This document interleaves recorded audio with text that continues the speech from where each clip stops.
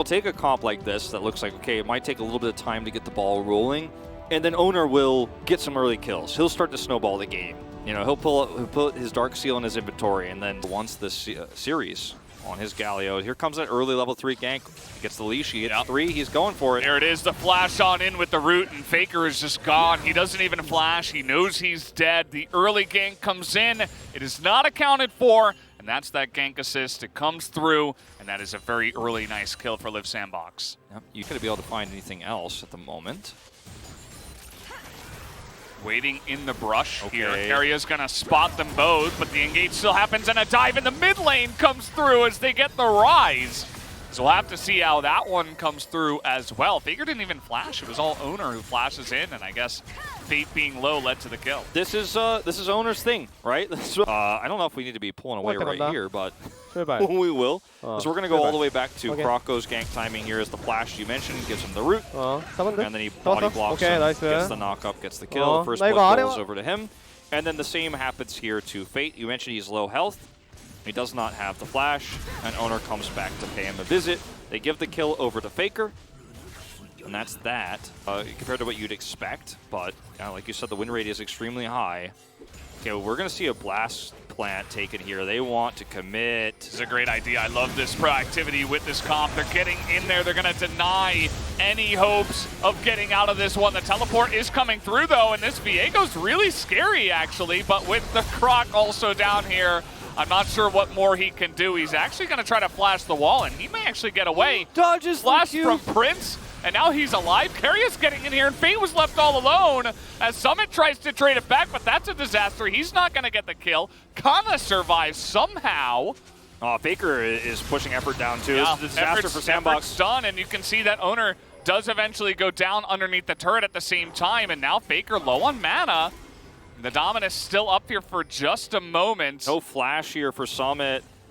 Faker autos the dragon. That's a mistake. I think that was probably a misclick, unfortunately. It ends up catching him there.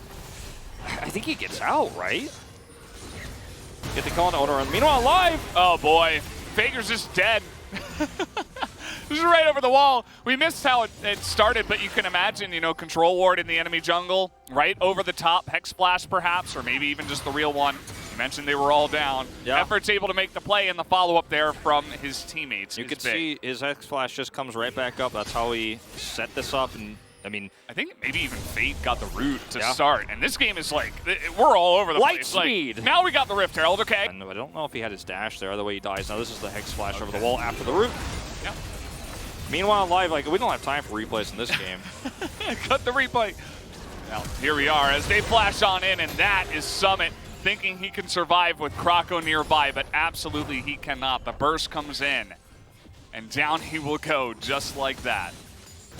But it's not going to be something that really accelerates this Rise's win condition as much, whereas Faker, despite that death. The quick Realm Orb to the bottom side. We got the Rotatos here in this game. Not wasting any time to rotate to the bottom side and take this down with the Rift Herald, and there, of course, will be no response from T1 down here. They may try to push the mid lane and get some plates, but this is still a nice macro play from this. I mean, they have 4 team, so Prince has to be extremely careful. I like that he just flashes away right away. You've got a target on your back, so you have to be aware, and now he doesn't have flash for this fight, and T1 in prime position to take this Herald.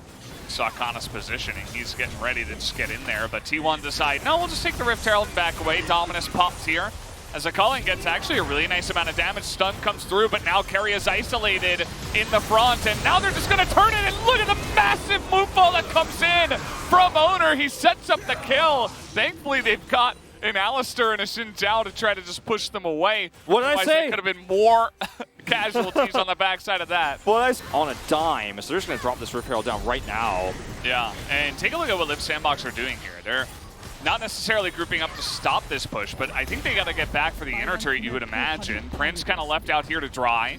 The bottom side turret does go down, but obviously with Shirley here, they're going to be able to take 2 turrets. So nice little win there for T1 and the top lane. Yeah, Faker gets away with this one for free too, because they knew everyone was grouped up on the bottom side of the map for LIIV SANDBOX. I think this is a bit of a macro error. But the thing is that T1 is responding to this very well. They say, okay, you can get 1 turret, but we're going to take 2 potentially every single time.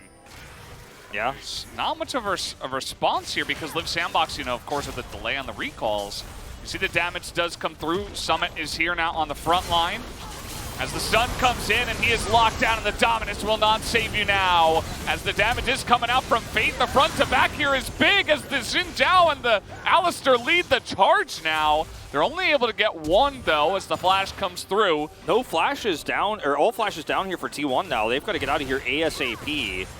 If anybody gets caught, they are not going. We just saw there, you have a lot of power. So that's exactly what we're seeing here from Fate. He's just being given all of this side lane gold. He has teleport too. We're gonna find the Kaisa, and he is just able to get away, actually. The flash comes through, and Prince tries to get in there, but now he's in the front line, and immediately he gets blown to smithereens. As Fate is gonna go for the stopwatch here. You see Faker goes down, but Fate is a huge amount of the damage, and the Viego is still huge on the front line of this fight. Look at Kana. The knockup comes in, but Xin Zhao just doesn't have enough damage, I don't think. He's trying to get in there. But at the end of the day, it's Viego who's able to do much more, as the 3-on-2 will, of course, go in favor of T1, as now they'll get the Baron. When the fight gets scrappy, like you said, it's the playground of Kana and Gumayusi a lot of the time in these cases. And unfortunately for LIIV SANDBOX, even though it looked like a beautiful start to this team fight, Fate teleporting in means he has no mobility, has no options, has to stopwatch immediately. So in that longer exchange, once the burst is done, is effort. I don't know if you're going to get anything out of this. They're going to get a teleport. The Alistar steal? The Alistar steal? He got it! He got it! Oh man! How did he do that? Unbelievable! How do you even let that happen? Oh my god, I cannot believe that happened. They forced a teleport out of Faker with this. I was like, okay, well, I mean, he's on the edge, but actually they're just going to rush over here and take the third Drake of the game. So Baron buff now for this comp that can push super hard, has great siege. And you're going to get so much done with this. If Kana gets a POG, we're going to watch Okay, 한번 믿어줘. Okay, watch this. He's a trust me. 야, 나이스! 야, 집 빼. 야. He said, he really said, guys, 얘들아, just trust me. And he goes. They have the vision, but Summit just saw that, and now he's going to spot Kana. He has no plant to blast with here. That's pretty True. massive. Oh, they're trying to engage while Kana's out of this. Well, at least one of them is. Krako's in there. Okay, this is really disjointed for LIIV SANDBOX. Yeah, now the culling comes out. You see LIIV SANDBOX a little bit stretched apart at this point in time, as here comes Owner. He's only able to get the Renekton, though, and immediately he dies. That's not the engage you're looking for. Finally, they deal with him. Finally, the Diana is not the win condition anymore in this fight, and you can't fight this anymore, T1.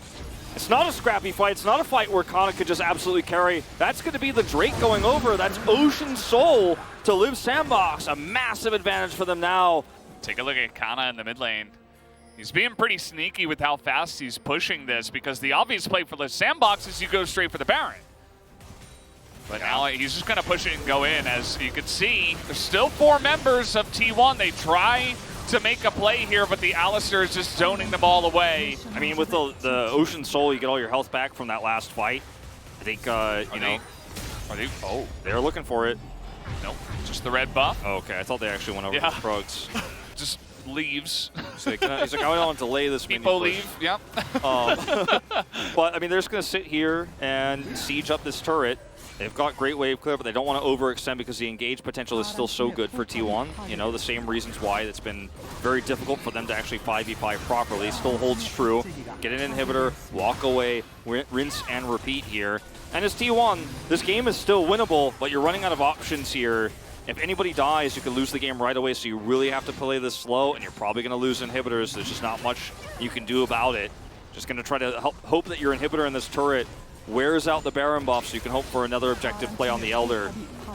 Okay, they're going for it. Here we go. You got to go for the engage if you're T1, but the Xin Zhao, there's another huge moonfall, and the damage comes out. But down will go Leonova, but they get the Varus, but you can see there's no real follow-up. Gumayusi's on the backside, and he's all alone, and down he will go. Faker not able to enter the fight, zoned away by the Xin Zhao. And that is going to do it. LIIV SANDBOX will push in for yet another huge 2-1 victory. T1 not going to wait the 45 seconds Baron out, not going to look for the fight on the turrets. They wanted the perfect engage. They were set up for it. It was a great moonfall, but it's not enough at the end of the day. And LIIV SANDBOX will do it twice this week. Back-to-back 2-1s over Gen G and T1, putting themselves massively ahead of Afrika in that race to playoffs.